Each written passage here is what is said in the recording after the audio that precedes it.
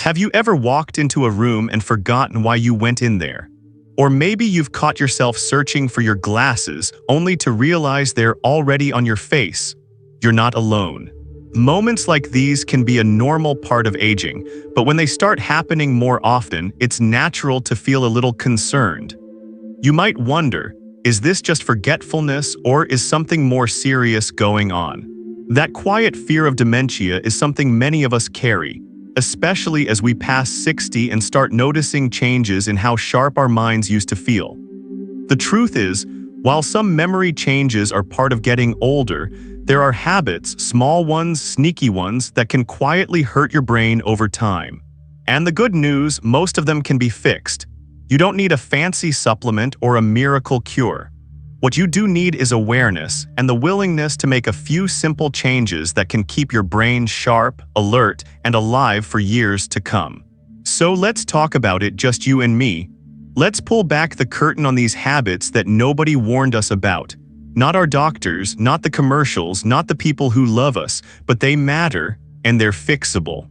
You deserve to know them because staying mentally strong is just as important as staying physically strong, and it's never too late to start. Let's start with the first habit, and it's a big one. Believe it or not, one of the most dangerous things we can do for our brain is nothing at all. That's right, boredom, routine, and lack of stimulation can quietly dull your mental edge over time.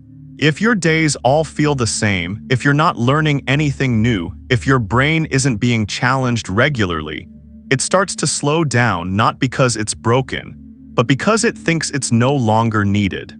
Think of your brain like a muscle. If you stop using it, it weakens. It doesn't matter how old you are, your brain still craves novelty, challenge, and stimulation. When you stop giving it those things, it starts to prune away connections it thinks you don't need. That's when forgetfulness creeps in. That's when thinking becomes slower. That's when names start to slip through the cracks more often than they used to. So how do you fix it? You don't have to take up algebra or learn to play the violin unless you want to, but you do need to make space for curiosity. Try a new recipe. Learn how to use a new app on your phone. Take a different route to the grocery store. Listen to a podcast on a topic you know nothing about. Challenge your brain in small ways and it will thank you. It'll grow stronger, more agile, more awake. The spark comes back and so does your confidence. Now let's talk about another habit that feels innocent but can have serious consequences. You might not even think of it as a brain habit. I'm talking about sitting too much.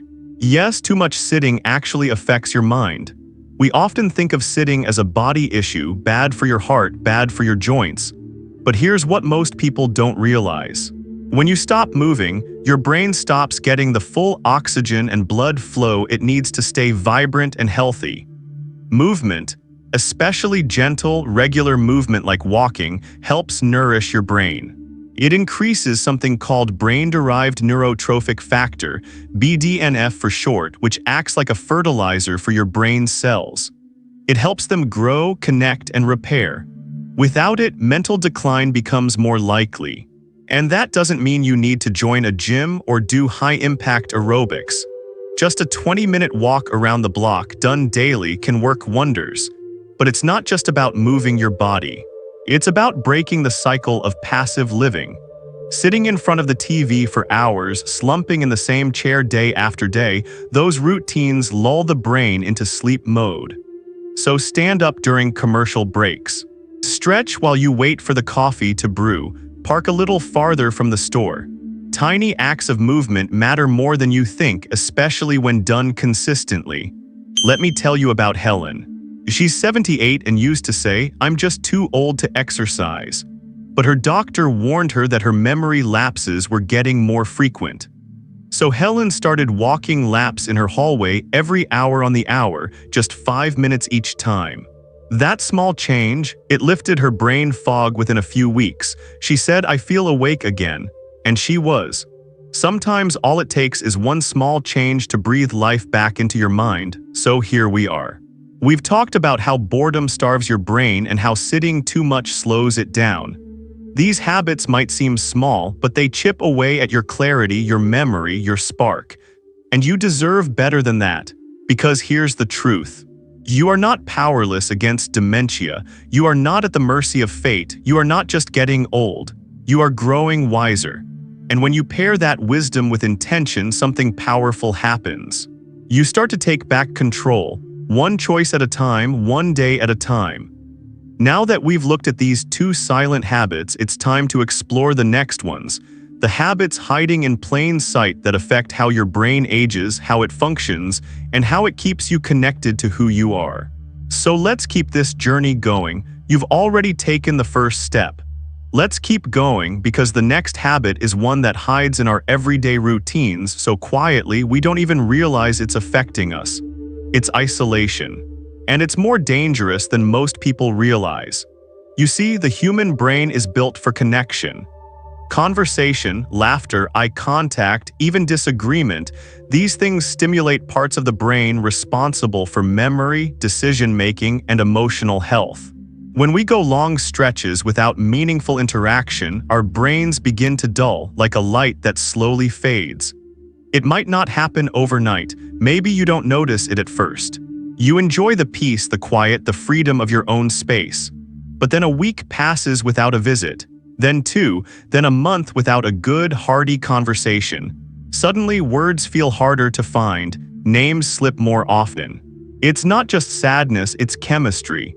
Without connection, brain activity slows, emotional stress builds, and the risk of cognitive decline rises. The fix here isn't just go be social. That can feel overwhelming or even impossible, especially if your mobility is limited, your family lives far away, or your social circle has shrunk. But connection doesn't have to mean crowded events or hours on the phone. It can be simple, it can be just right for your comfort. Start by reaching out in small, manageable ways. Chat with the cashier, call a neighbor. Join an online group that shares your interests, yes, even on Facebook. Even a video call with a grandchild or an old friend can boost brain activity in measurable ways. It's not about how many people you talk to, it's about the quality of those interactions. And don't be afraid to initiate. Loneliness has a way of convincing us that no one wants to hear from us. That's not true. Sometimes people just get caught up in their own lives. But when you make the first move, send a quick message, share an old photo, invite someone for coffee, you're not just helping your brain. You're building moments of joy, you're creating meaning. Let me tell you about Robert. He's 82, lives alone, and hadn't seen his family in months. He told me I started to feel like a ghost in my own life. So he made a rule: every morning after breakfast, he would call one person. Not a long call, just 10 or 15 minutes. Some days it was a neighbor, other days a cousin. He even reconnected with an army buddy from 50 years ago. And slowly the fog lifted. His voice became stronger, his memory sharper. Why? Because connection nourishes the brain, it wakes it up. And you don't need a party to feel close to someone, you just need presence. Now let's move to another hidden danger, one that's surprisingly common but often overlooked. It's poor sleep. You might not think of sleep as a brain habit, but it's one of the most powerful influences on cognitive health. And not getting enough restful, deep sleep, that's like letting the trash pile up in your brain. During sleep, particularly deep sleep, your brain literally cleans itself. It clears away toxins and waste proteins, including one called beta amyloid, which has been closely linked to Alzheimer's. If your sleep is restless, fragmented, or too short, that cleanup process doesn't finish. And over time, the debris builds up, and so does the damage. A lot of people assume that waking up multiple times a night is just part of getting older. But that doesn't mean you have to accept it. The fix might be simpler than you think. Start by creating a better sleep environment. Lower the lights an hour before bed, avoid screens, keep your room cool and quiet. Try listening to calming music or reading something peaceful instead of watching the news right before sleep. If you wake up often to use the bathroom, consider cutting off liquids earlier in the evening. If racing thoughts keep you awake, try journaling before bed. Just 5 minutes of writing down what's on your mind can make a difference. I met Susan, A retired teacher who said she hadn't had a good night's sleep in years. She felt foggy every morning, couldn't concentrate, and feared her mind was slipping. But all she did was make two changes. She stopped watching late-night news and she started a simple breathing routine before bed. Within 2 weeks, she was sleeping more deeply and waking up clear-headed. She said, "I feel like I have my brain back. Sleep isn't a luxury. It's not something we just fit in between other activities. It's maintenance, it's repair. It's renewal, and your brain depends on it."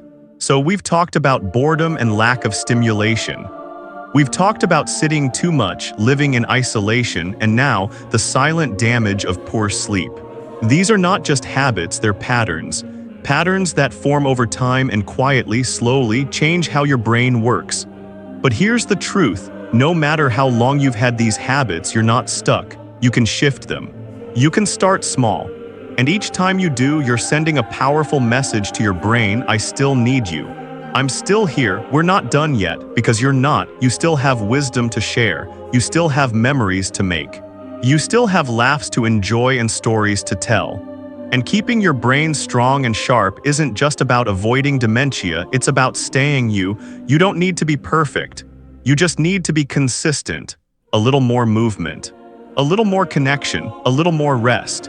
These things compound, they build, they heal, and the best part, you don't have to do it alone. We're in this together, sharing ideas, stories, encouragement. Because we all want the same thing: to keep living fully, boldly, with all the clarity and joy we can hold. Now that we've uncovered these next two habits, it's time to lean into the final one, perhaps the most underestimated of them all. But before we go there, just take a second, take a deep breath, reflect on how far you've come already. You're taking steps to protect the most precious part of you, your mind. That takes courage and it takes love. For yourself and for your life. Let's take a look at the fourth habit, and this one may surprise you. It's holding on to negative emotions too long. And while that might not sound like something that affects your brain directly, science and experience tells a different story. You see, our thoughts and emotions are powerful. When we dwell on anger, regret, resentment, or fear, especially for extended periods, our brains actually start to change. The stress hormone cortisol floods in, inflammation increases, and the areas responsible for memory, like the hippocampus, begin to shrink over time. You're not just feeling upset, you're damaging your ability to think clearly, remember details, and make decisions. Now let's be real. Everyone goes through things in life that are hard to let go of. Maybe a family member betrayed your trust. Maybe your health didn't turn out the way you expected. Maybe you've lost someone and that grief still feels fresh.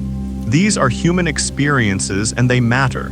But when we carry them around like heavy bags, day in and day out, they weigh down the brain too. What can you do? First, you give yourself grace. No shame, no guilt, just awareness. Recognize when you're replaying something painful in your mind. Notice when your thoughts are keeping you stuck instead of moving you forward. Then try this. Instead of pushing the feelings away, acknowledge them.